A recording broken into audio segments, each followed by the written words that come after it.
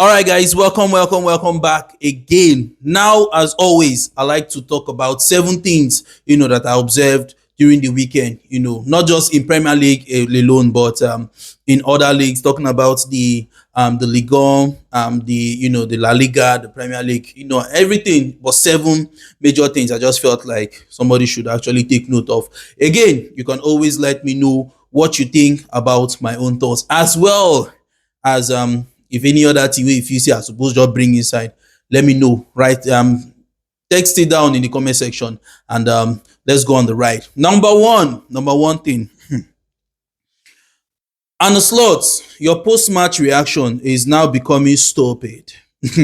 Stupid, honestly speaking, because you cannot just every time you're coming to tell us about Manchester United, that was the same thing you're telling us about. And the anointing, make you no dey like say I wan come dey talk too much again about say the thing vex me, but the anointing is you will just come when you know that the fans are trying to, maybe they try console themselves, you go just open mouth, wow, talk anyhow.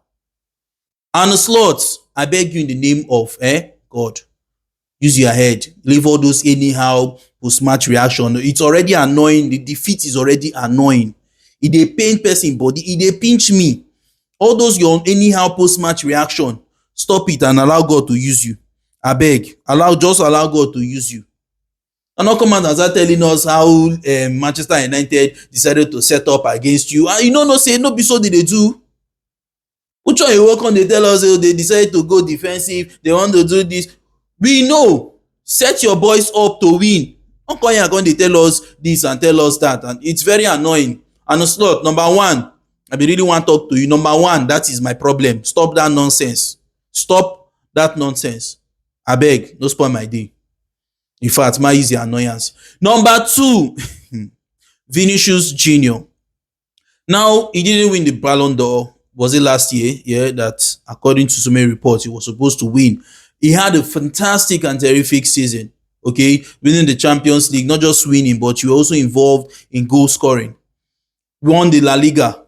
So yes, he did a very, very good job. But it's this kind of attitude that you want to always put up. Remember, now human beings, now they select one who will come out. Now voting. Most of all these people, their decision whether to put you ahead of the rest or to put the rest ahead of you is also based on your attitude sometimes. Wow, which one you go dey tell person coach because say okay, you don put the coach has actually fielded the player that got one of the fastest red card in La Liga, and then you went to the coach and telling him nice sub. What is that? It's not, you're not supposed to be doing all those things. Tomorrow now, if they curse you now based on racist chant and everything, I'm not saying it's good at all, but sometimes this Vinicius Jr, now you dey incite all these things. It's very unnecessary, and the coach had to even come out and say na this he was trying to put him off balance, abi what doesn't make sense.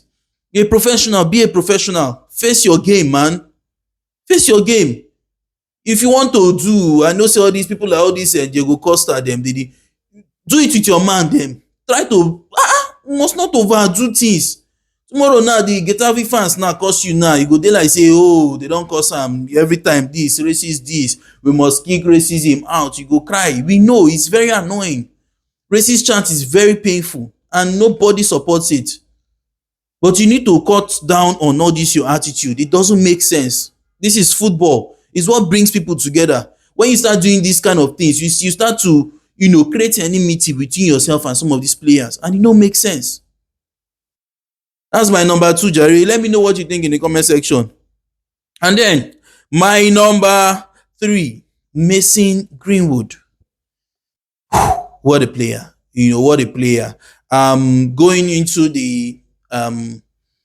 to Jamaica, yeah, he was about to represent Jamaica and all that. I mean, the way everything turned, it was just too devastating. You understand me? However, it's been phenomenal, scoring 4 goals against their opposition just in the Ligue 1. Marseille beating 6 goals to 2 or so. But aside that, Mason Greenwood is always and ever a terrific presence. He's always a chaotic presence for any defender. And somehow we miss those kind of players. But I want to ask one very tricky question: a Bukayo Saka versus a Mason Greenwood. Let me know what you think of that comparison. Both of them, of course, playing from the same position. Who would you think would be the better player? How I wish that boy still did the Premier League. You see a lot of good stuffs about that boy. He's one hell of a player. But nothing much to say, just to talk about how terrific his season is going and how good he has been. With the whole nonsense wey bin happen, his baby mama, blah blah blah. I mean, it's just trying to pick up from there and trying to improve and trying to be a better person and also a better footballer. It says a lot. So I really applaud Mason Greenwood. Let me know what you think in the comment section concerning Mason Greenwood. And then another person. Um Arsenal. Arsenal. That's my number four. Number four is Arsenal.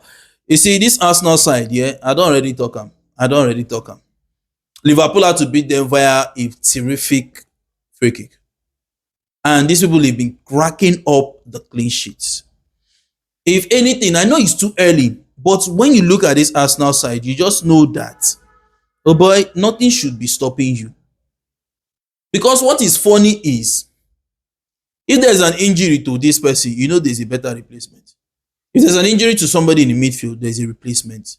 Martin Odegaard last season, when he was injured, he derailed Arsenal season too. There was no real chief orchestrator. But guess what? There's now Eberichi Eze. And it's now looking like for every absent player, the Arsenal side, they are not really feeling it. Do you understand?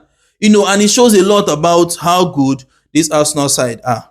So if anything happens, it's too early.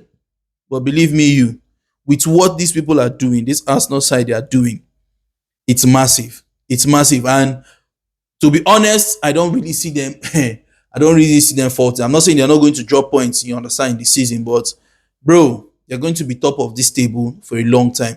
Or else something happens to maybe the Liverpool, the Manchester City, where you go on a very long run of wins and all that. But aside that, bro, it's something else. It's something else, But let me know what you think in the comment section. And then my number five. Let me talk about Real Madrid. Vinicius Jr. I suppose even put that one there, but that's my number five. I feel like this Real Madrid side, they are not really, really ready just yet to compete for the La Liga title. But the good thing too is the fact that the Barcelona side as well are not also that ready. Yes, they are not ready.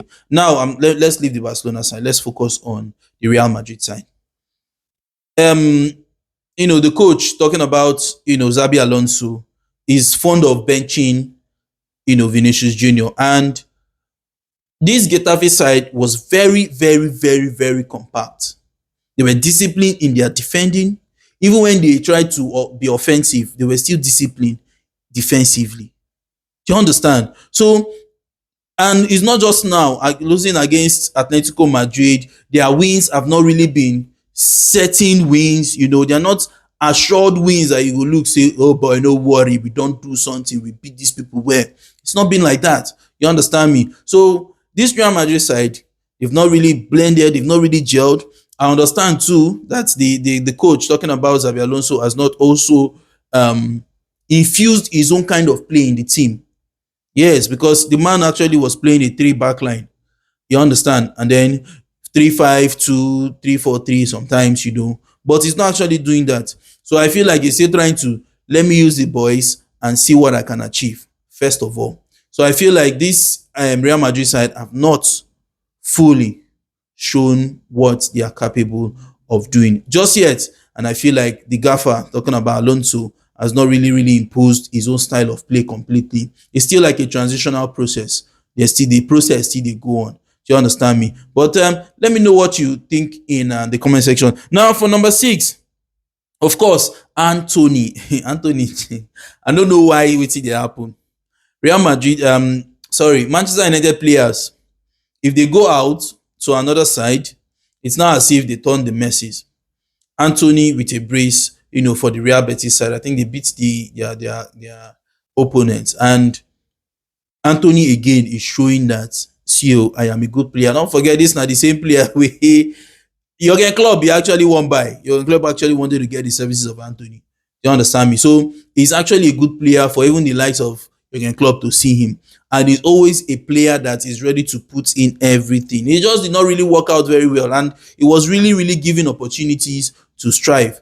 But then again, in the Spanish league with the Real Betis side, he's actually been phenomenal. It's really, really been good. It's really, really been good.